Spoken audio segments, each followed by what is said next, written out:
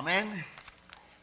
Y ahora sí, en reverencia a la palabra de Dios, le voy a pedir que se ponga sobre sus pies. Y vamos a ir rápidamente a 1 Tesalonicenses, capítulo 4, verso 13 al 18.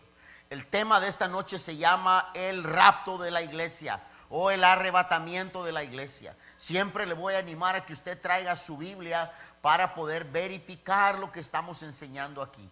Ya traiga su Biblia, porque somos una iglesia bíblica. Es importante que usted observe la información que la Biblia presenta. Yo lo único que hago es explicarlo, pero es importante que usted verifique lo que la Biblia dice. 1 Tesalonicenses capítulo 4 verso 13 al 18. Cuando lo tenga puede decir amén. Amén. Leemos en el nombre del Padre, del Hijo y del Espíritu Santo. Tampoco queremos, hermanos, que ignoréis acerca de los que duermen, para que no os entristezcáis como los otros que no tienen esperanza. Porque si creemos que Jesús murió y resucitó, así también traerá a Dios con Jesús a los que durmieron con él. Los que durmieron en él, perdón. Por lo cual os decimos esto en palabra del Señor, que nosotros que vivimos, que habremos quedado hasta la venida del Señor, no precederemos a los que durmieron. Porque el Señor mismo, con voz de mando, con voz de arcángel y con trompeta de Dios, descenderá del cielo, y los muertos en Cristo resucitarán primero. Luego nosotros los que vivimos, los que hayamos quedado, seremos arrebatados juntamente con ellos en las nubes para recibir al Señor en el aire, y así estaremos siempre con el Señor. Verso 18 dice: por tanto, alentaos los unos a los otros con estas palabras. Incline su rostro, mantenga su Biblia abierta. Padre, te damos gracias en esta hora. Señor, una vez más estamos reunidos aquí, Señor, después de haber cantado, después de haber elevado, Señor, estas alabanzas, después de haber anunciado los proyectos de la iglesia, de haber anunciado, Señor, las diferentes cosas que del avance de tu iglesia, Señor. Ahora nos proponemos estudiar tu palabra. Bendíceme, Señor, para que pueda yo ser de bendición también para mis hermanos. En el nombre poderoso de Cristo Jesús. Amén. Tome su lugar. Tome su lugar. He estado predicando acerca de profecía de los últimos tiempos. He estado predicando sobre lo que la Biblia dice de lo que acontecerá en el fin del mundo. Es importante, hermano, estar informados. Nunca menospreciemos la información que la Biblia nos presenta.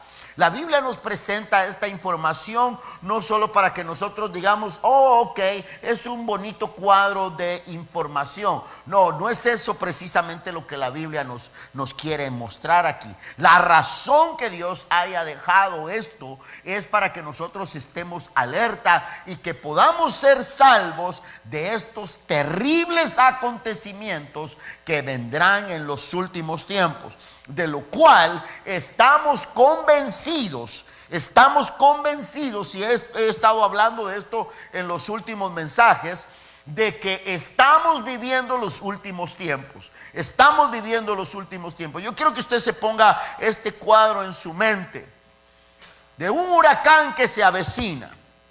Pues si usted y yo estuviéramos viviendo en la Florida, le aseguro que la palabra huracán es algo que pone a temblar a todo mundo.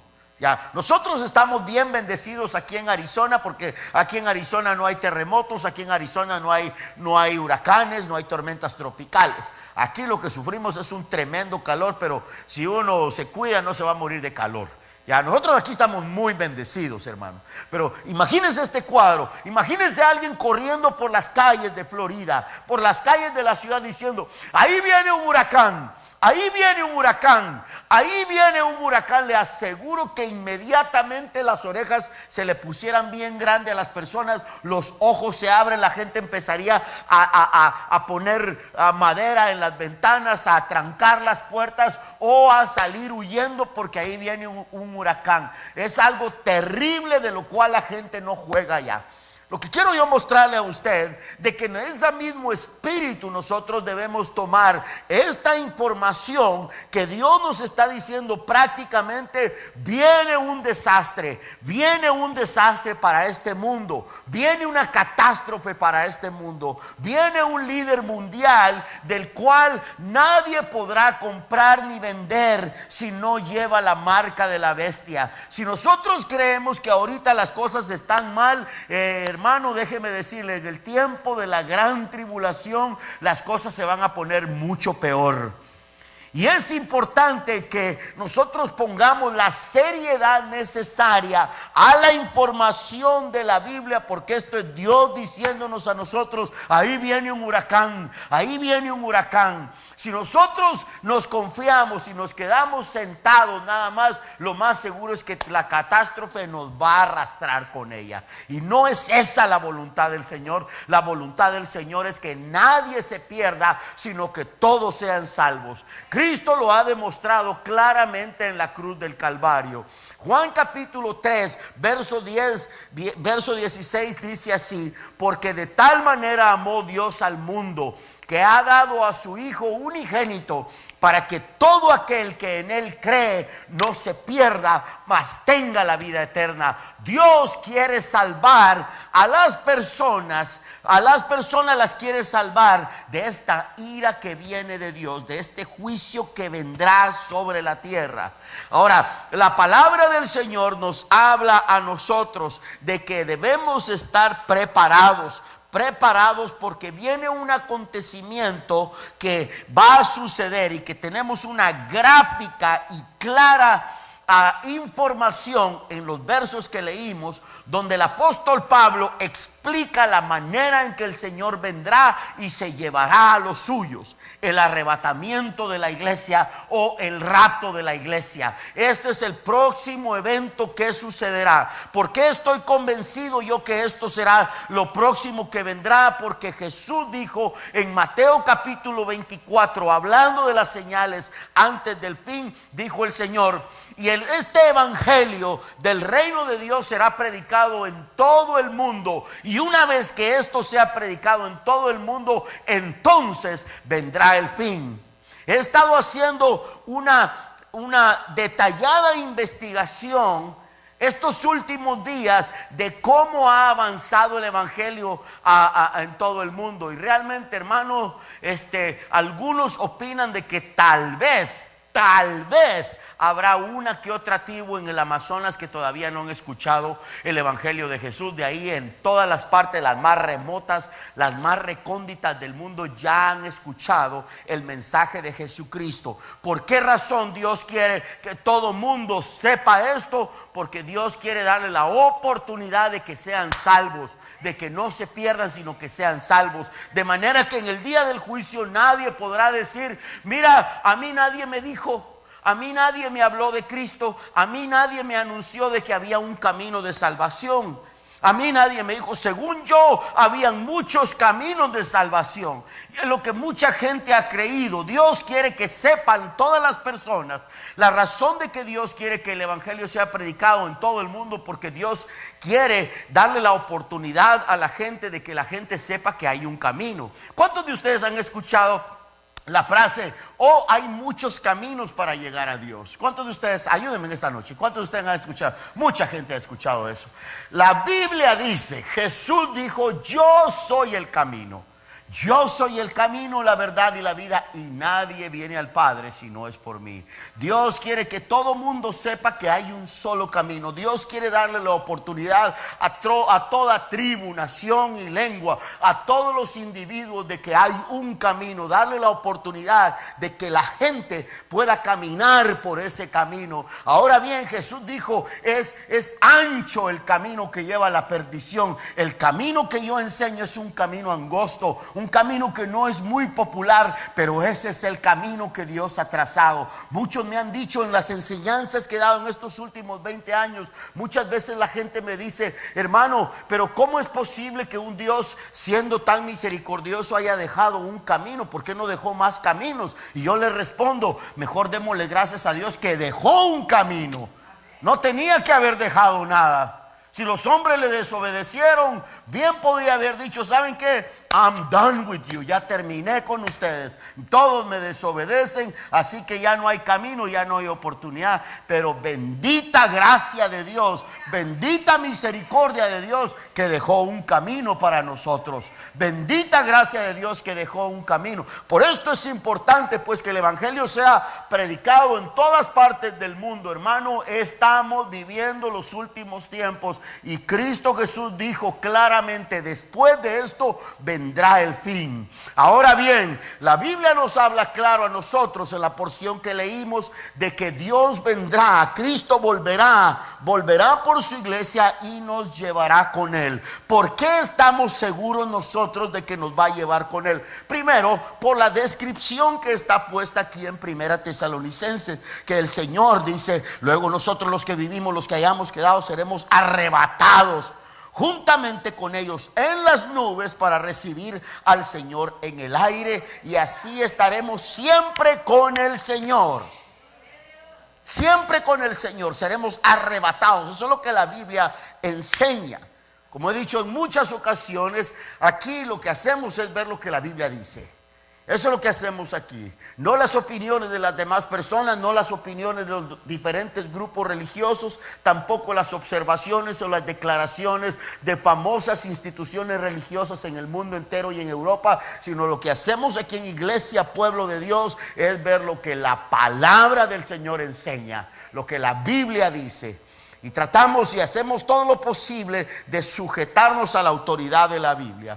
Quiero anunciarles, quiero decirles a ustedes que la Biblia también nos da instrucciones para que estemos preparados para este encuentro con el Señor en las nubes. Pongamos esto en nuestra mente. En Juan capítulo 14, verso número 3, el Señor estaba preparando a sus discípulos porque el Señor Jesús sabía que pronto iba a ser capturado, iba a ser crucificado, iba a ser puesto en la tumba. Pero sabía el Señor Jesús que al tercer día iba a resucitar. Pero preparando a sus discípulos, el Señor les dijo estas palabras: volveré y os tomaré a mí mismo, para que donde yo estoy, vosotros también estéis. Jesús les dijo: miren, yo me voy a ir, pero yo voy a volver y os tomaré a mí mismo. Qué belleza de amor del Señor, que Él bien puede enviar ángeles, puede enviar agentes que vengan por nosotros, puede enviar un Uber celestial que nos venga a levantar, pero Dios no es así. Dios va a venir: os tomaré a mí mismo. La Biblia dice que Él en persona volverá por su esposa, la iglesia. El Señor en persona volverá por su esposa, la iglesia. El Señor mismo volverá. Qué hermoso es esto. Jesús dijo también allá en Apocalipsis capítulo 3, verso número 10, dijo: por cuanto has guardado la palabra de mi paciencia, yo también te guardaré de la hora de la prueba que ha de venir sobre el mundo entero para probar a los que moran sobre la tierra. El Señor va a venir por su iglesia. Después de que el Señor nos lleve con Él, vendrá un periodo de lo cual Mateo 24 le llama la gran tribulación, lo que mencionaba hace unos minutos. Esto se va a poner bien feo, se va a poner bien terrible, se va a poner la cosa muy fea. Y hermanos amados, es importante que nosotros estemos alerta. El Señor dice esto: pues por cuanto has guardado la palabra de mi paciencia, yo también te guardaré de la hora de la prueba. ¿Por qué nosotros aquí en la iglesia creemos en el arrebatamiento de la iglesia? Creemos que Jesús va a venir y nos va a llevar con Él antes de que venga esta catástrofe de la gran tribulación. ¿Por qué? Porque la Biblia lo enseña. Cada vez que Dios va a hacer un periodo de juicio, siempre provee una puerta de escape para sus hijos. Usted lo puede encontrar allá cuando vino el juicio del diluvio. Dios estaba juzgando la maldad de los hombres y proveyó una puerta de escape para Noé. Dios salvó a Noé y a su familia. Dios le permitió que Noé se subiera al arca y salvó la raza humana. En este periodo de juicio, Dios permitió esta puerta de escape. Le estaba guardando de la hora de la prueba que vino sobre el mundo. También encontramos el mismo denominador común allá cuando vino el periodo de juicio sobre Sodoma y Gomorra. Dios hizo que cayera fuego del cielo debido a la perversidad, a la depravación, a la maldad que había en Sodoma y Gomorra, pero a la vez Dios permitió una puerta de escape para Lot y para su familia. De la misma manera creo yo que ahora que venga este periodo de juicio de la gran tribulación, lo cual Apocalipsis, todo el libro de Apocalipsis, gran parte del libro de Apocalipsis habla de este terrible acontecimiento de la gran tribulación, este periodo de juicio de Dios sobre la tierra. Dios también proveerá una puerta de salida para su iglesia, lo cual está perfectamente descrito para nosotros en la porción que leímos al principio. Vea, Dios quiere guardar a su pueblo pues de esto que vendrá. Por lo tanto, podemos observarlo de esta manera. Jesús garantizó a sus discípulos: yo voy a volver, pero no les dijo tantos detalles de cómo iba a volver. Pero el apóstol Pablo nos revela a nosotros los detalles de cómo va a volver: con voz de ángel, con voz de arcángel, con trompeta de Dios. El Señor Jesús descenderá del cielo y nosotros seremos arrebatados juntamente con él. Ahora, la Biblia dice pues en el verso que les leí que Cristo dice: yo los voy a guardar de la hora de la prueba. ¿Guardar de qué? Guardar de la gran tribulación. Guardar de la gran tribulación. Guardarnos también de eterna perdición. Dios quiere darnos a nosotros la salvación, la vida eterna. Dios no quiere que nadie se pierda. La Biblia dice allá en Mateo capítulo 25, verso 41, el Señor Jesús, hablando una vez más a sus discípulos, les muestra el Señor con palabras lo que sucederá en el tiempo del fin. Que cuando venga el día del juicio, que Él va a apartar a las ovejas de los cabritos. Y dice así el verso, Mateo 25, 41. Entonces dirá también a los de su izquierda: apartaos de mí, malditos, al fuego eterno que ha sido preparado para el diablo y sus ángeles. Un terrible castigo. Mire pues, hermano, quiero ayudarle a que comprendamos esto. Solamente hay dos opciones. Solamente hay dos opciones en la vida eterna. Una es estar eternamente con Dios y la otra es estar eternamente separado de Él. Solamente hay dos opciones, no hay más opciones. La Biblia dice aquí en Mateo 25, 41, usted puede leer esa porción de la palabra. Jesús fue bien claro al decir que en el día del juicio hace Él esta metáfora: yo voy a apartar a las ovejas. Las ovejas significa, es una figura del rebaño del Señor. Jesús dijo: mis ovejas conocen mi voz y yo conozco a mis ovejas, y mis ovejas oyen mi voz y obedecen mi voz. Esa es la característica de una oveja. La oveja obedece al Señor. Y dice aquí la palabra que Él hace esta metáfora pues para que la gente pudiera comprenderlo de una manera más clara. Yo voy a separar a las ovejas de los cabritos, y a las ovejas las voy a poner a mi lado derecho, y a los cabritos los voy a poner a mi lado izquierdo. Y es ahí donde el Señor explica: entonces dirá también a los de su izquierda: apartaos de mí, malditos, al fuego eterno que ha sido preparado para el diablo y sus ángeles. Cuando nosotros tomamos este verso terrible y lo tomamos literalmente, tal como el Señor lo dijo, nos podemos concentrar en la última frase: que el fuego eterno, o sea el infierno, ha sido preparado para el diablo y para sus ángeles. Porque hay solamente dos opciones: o estamos con el Señor o estamos contra Él. Jesús dijo: el que no es conmigo, contra mí es. El que no es conmigo, contra mí es. Fíjese pues, Dios no va a meter a nadie a patadas y a empujones al cielo. Si a la persona no quiere ir, no va.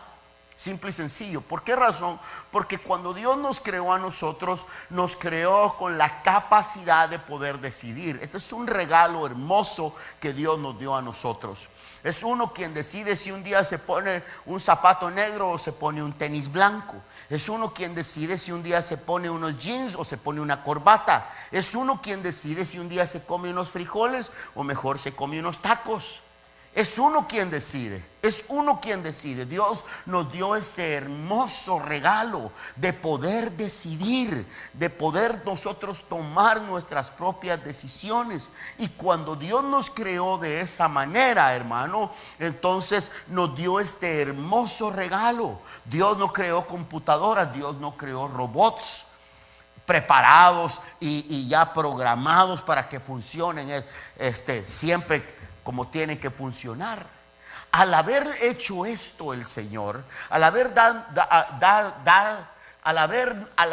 dado este hermoso regalo de darnos la libertad de poder decidir, también el Señor nos dio la libertad de que podamos no escogerlo a Él.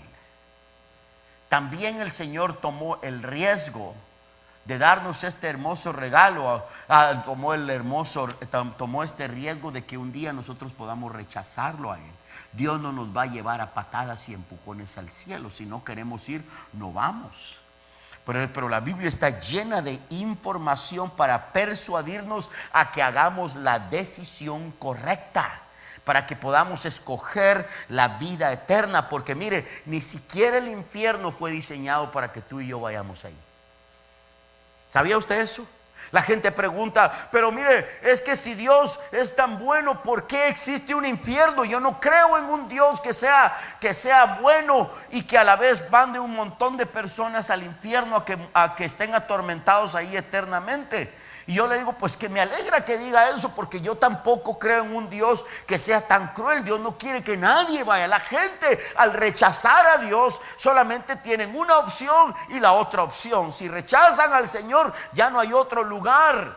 Es el cielo, es el infierno, es todo lo que hay. No hay más opciones. O estamos con el Señor o no estamos con Él. Pero como es tan difícil a veces someternos a la obediencia a lo que Dios dice, es tan difícil confiar en Él, es tan difícil negarnos a nosotros mismos y poner la voluntad de Dios por encima de lo nuestro, es tan difícil decirle no a los impulsos de la carne, es tan difícil decirle no a las conveniencias que este mundo presenta en vez de confiar a la palabra del Señor, el cual dice en Juan capítulo 10 verso número 10, yo he venido para que tengan vida y la tengan en abundancia. Cuando la persona no logra confiar en estas cosas, confía más en el mundo y lo único que espera es la perdición eterna. Apartaos de mí al fuego eterno que ha sido preparado para el diablo y para sus ángeles. Fíjese que Dios no creó el infierno para que la gente fuera allí. ¿Sabía usted eso? Dios no creó el infierno para que la gente fuera ahí. Dios no quiere que nadie vaya al infierno.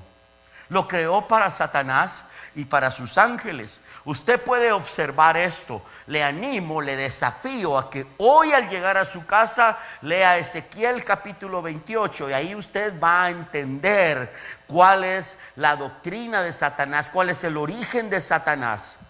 En Isaías capítulo 14 verso 12 al 15, si quiere vamos para allá, se lo voy a leer. Si no lo quiere leer, no lo tiene ahí, yo se lo puedo leer aquí. Isaías capítulo 14, encontramos ahí la razón por la cual el infierno fue creado para Satanás.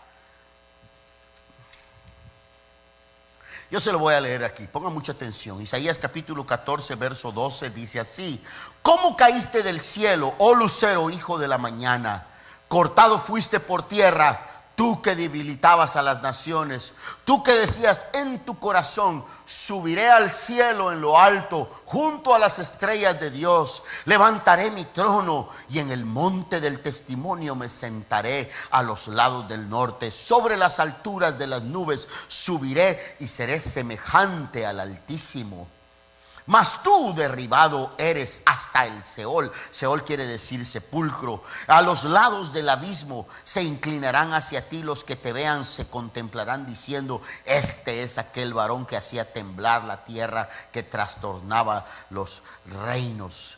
Ve, aquí encontramos nosotros esta revelación que le fue dada al profeta Isaías, donde se nos muestra la naturaleza de Satanás. Dice la palabra que fue creado él tan bello. Ezequiel capítulo 28 dice que él fue creado hermoso, fue creado perfecto, que instrumentos musicales estaban preparados cuando él fue creado. Querubín protector, era un ser hermoso, era un ángel precioso y hermoso, era perfecto hasta que se halló en él maldad. ¿Cuál maldad? Dice aquí la palabra que él decía en su corazón: subiré a los cielos y me sentaré en el trono del Señor y seré como el Altísimo. Mire lo que quería este sinvergüenza, nada más y nada menos, quitarle a Dios su trono, sentarse en el trono del Señor. Solamente eso quiso. Lo terrible de esto es que a él nadie lo tentó. Él no hubo nadie que lo impulsara a la tentación.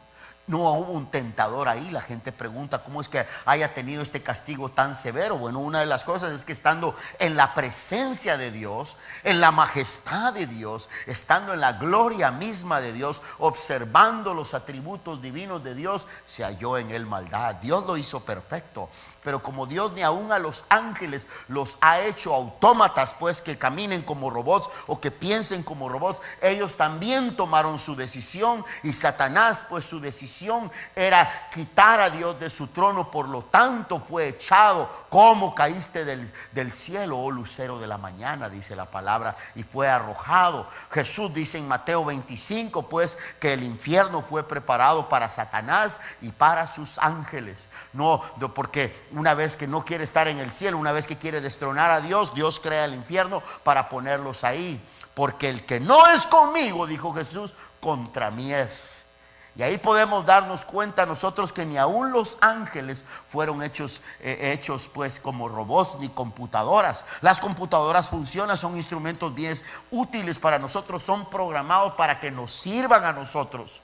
Dios quiere que nosotros le sirvamos por voluntad nuestra, no por obligación. Dios trata de inspirarnos a nosotros toda la vida, predicándonos sermón tras sermón, leyendo la Biblia, poniendo pasajes. Ahí nos están enviando mensajes, tratando de inspirarnos a que hagamos lo bueno, que encontremos la belleza que hay en servir al Señor y obedecer su palabra. Dios siempre está tratando de inspirarnos a que hagamos lo bueno, pero regularmente, hermano, nos cuesta mucho. Gracias a Dios ustedes no. Gracias a Dios ustedes son bonitos, ustedes son obedientes, ustedes aman al Señor, ustedes ya casi les falta una aureola aquí, ya casi les va a salir. Ya, algunos ya casi vuelan con las alitas, ¿verdad? Ya, gracias a Dios ustedes no.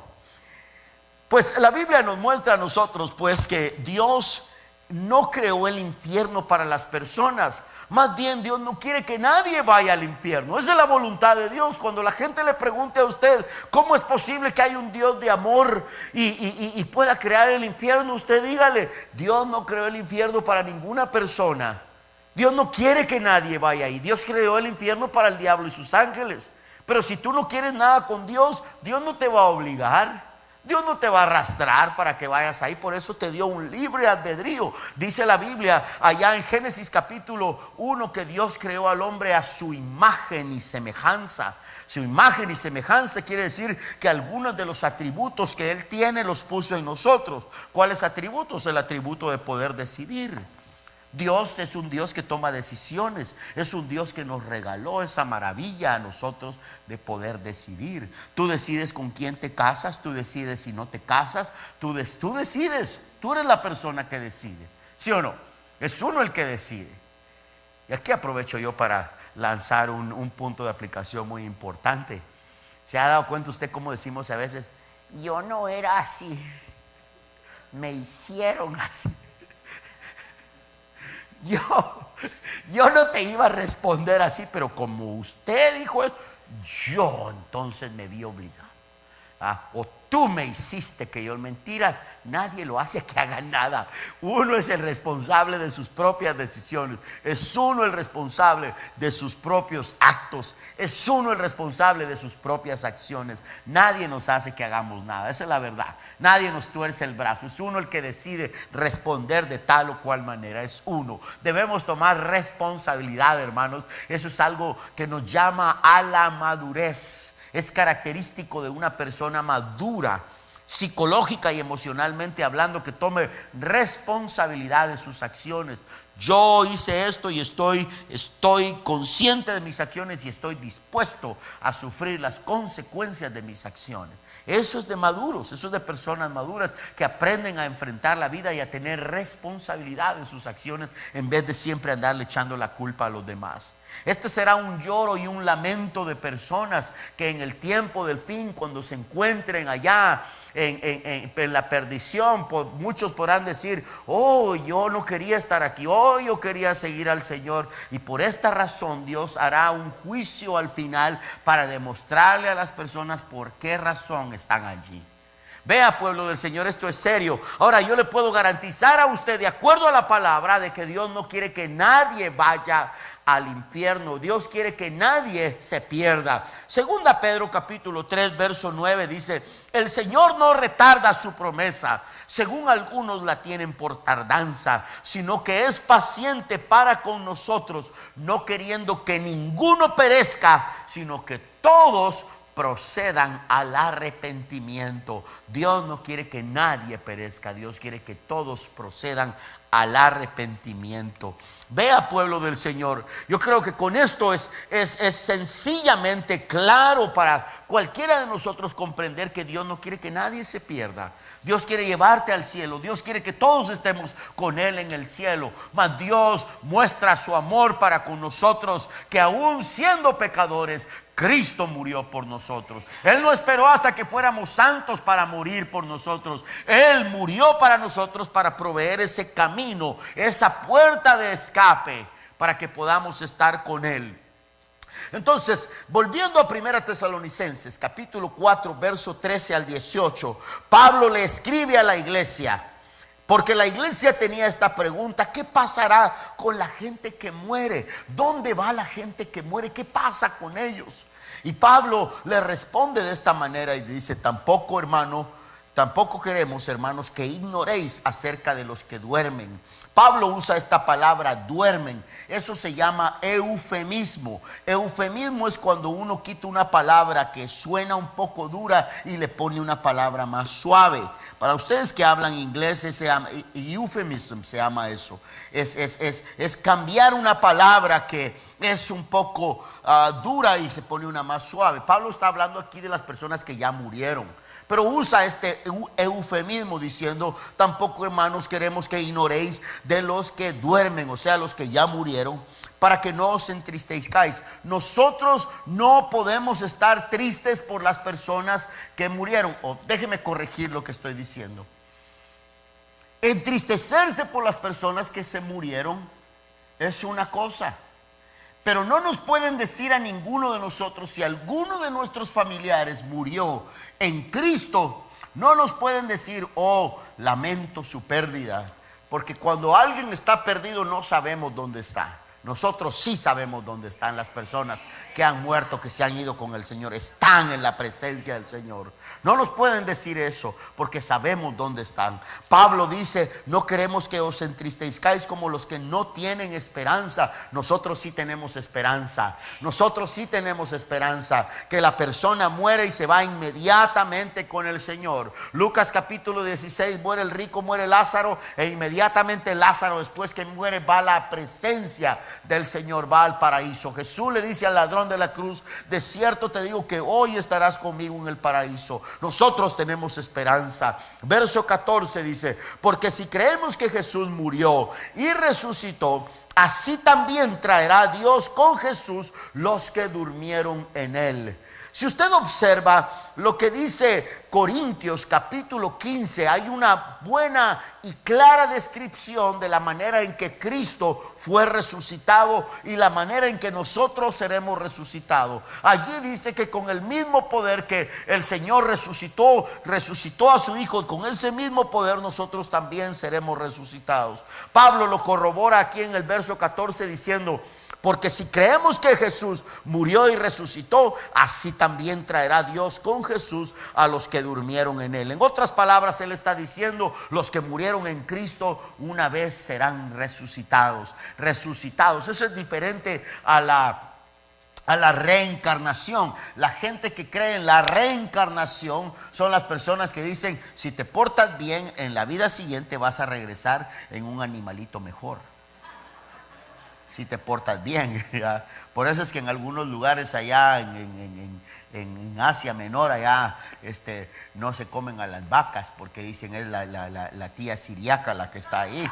Ya ellos dicen que si tú te portas bien, pues así la vida va cambiando. Eso es reencarnación. La Biblia no habla absolutamente de eso. La Biblia habla de la resurrección, que tú seguirás siendo la misma persona, que hay continuidad. Eso es resurrección, que allá la gente te podrá conocer. Jorge Mancillas seguirá siendo Jorge Mancillas, con cuerpo glorificado y todo, pues sin ningún defecto, sin ningún achaque. Va a lucir como Arnold Schwarzenegger, ¿ya?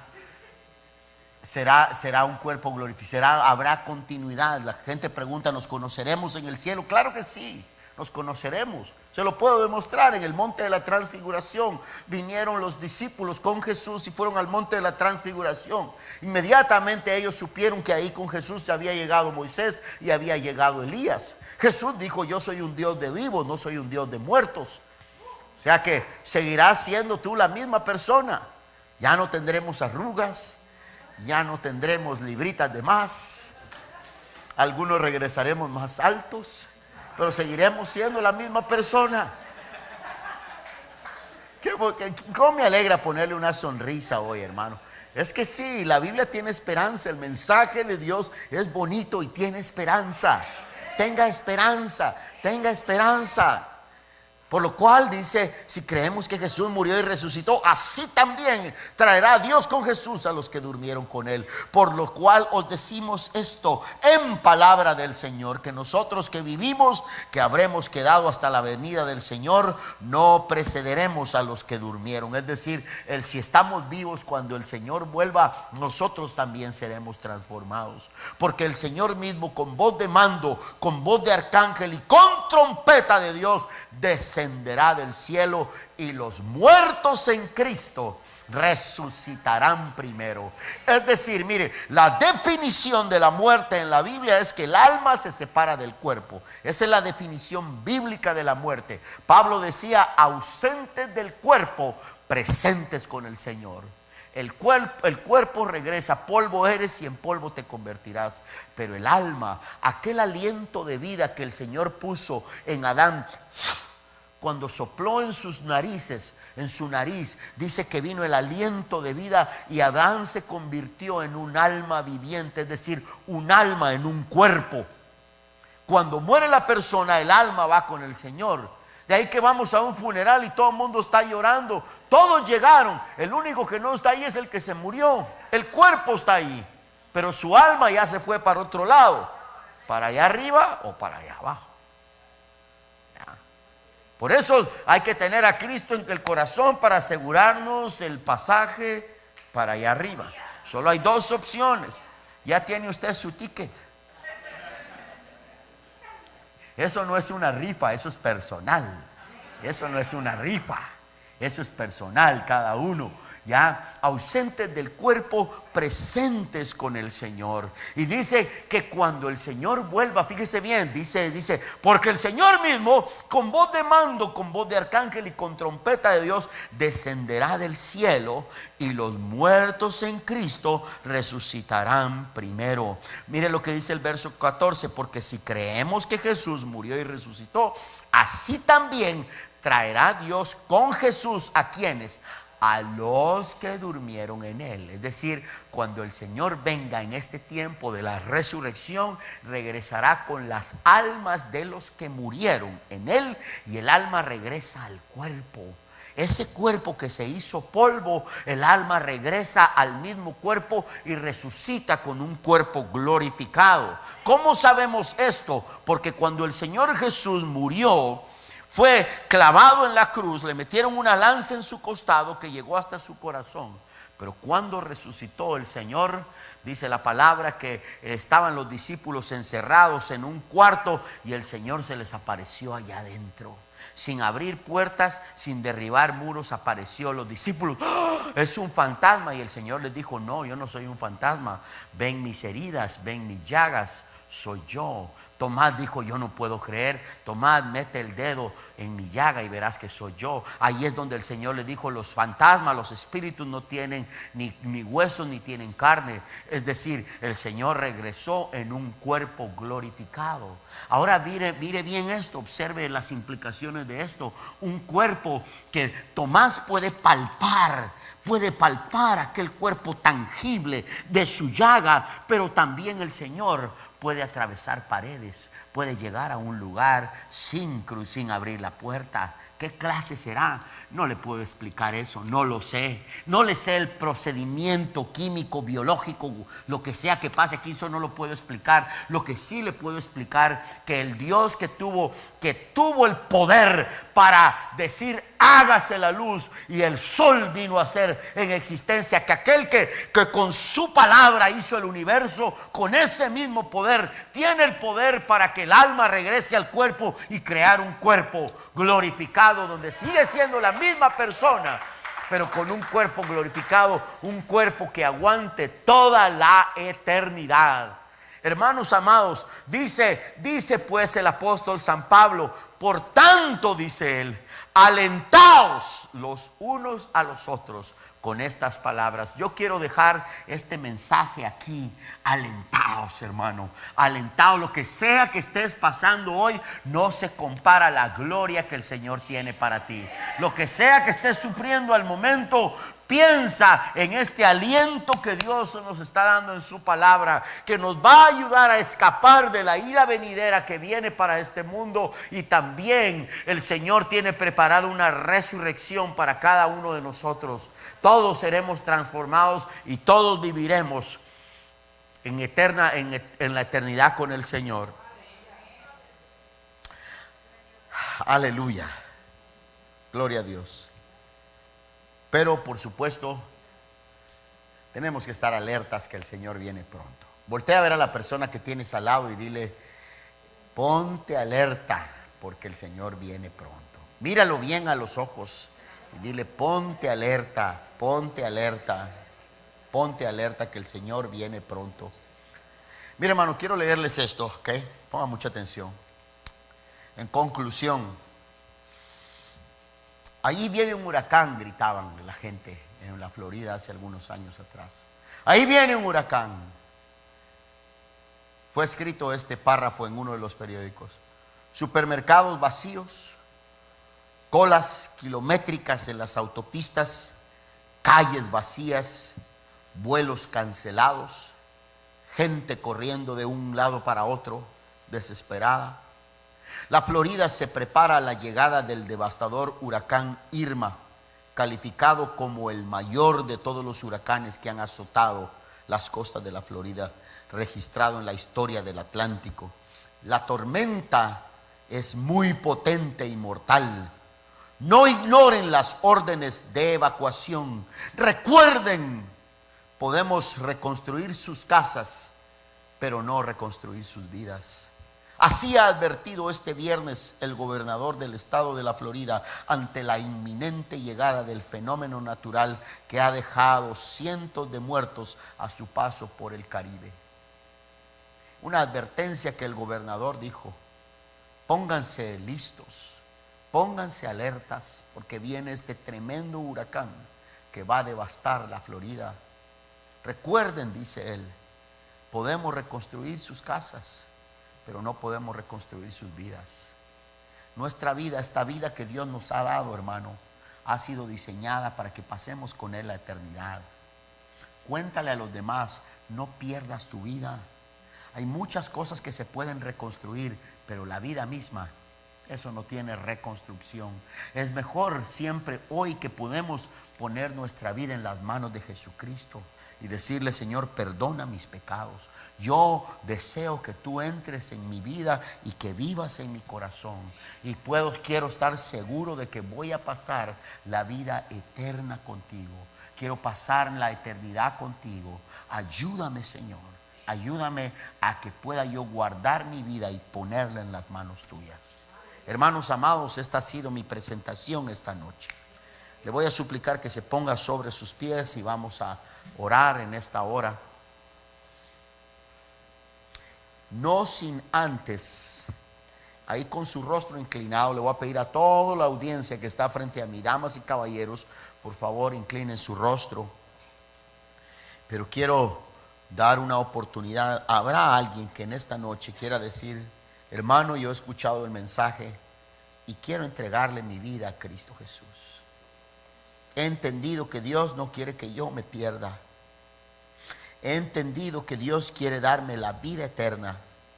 He entendido hoy que hay solamente dos opciones: la gloria eterna con Cristo Jesús o alejado de Él eternamente e ir a un lugar que ni siquiera fue diseñado para mí. Pero solamente tengo dos opciones. Hoy, hermanos, habrá alguien aquí que quiera tomar esa decisión, entregarle la vida al Señor Jesucristo. Si hay alguien aquí que quiere entregarle su vida al Señor Jesús, le voy a invitar que levante su mano ahí bien alto, bien alto, bien alto. Si usted ya le ha entregado su vida al Señor, amén. Si todavía, levante su mano bien en alto. Necesito ver su mano bien en alto, saber que usted hoy no tenga temor. No se preocupe qué es lo que va a decir el que está a la par mía o el que está al lado mío. Dios te recibe así como estás. El Señor Jesús te ama tanto que te recibe exactamente como estás. El Señor Jesús no te quiere echar en cara nada de lo que ha pasado de lo que ha sucedido en el pasado. Más bien lo que el Señor quiere es que nos concentremos en el futuro. Si habrá alguien hoy que quiera aceptar al Señor Jesús, te invito a que levantes tu mano. No desperdicies la oportunidad que Cristo te da hoy. ¿Habrá alguien aquí hoy? Yes.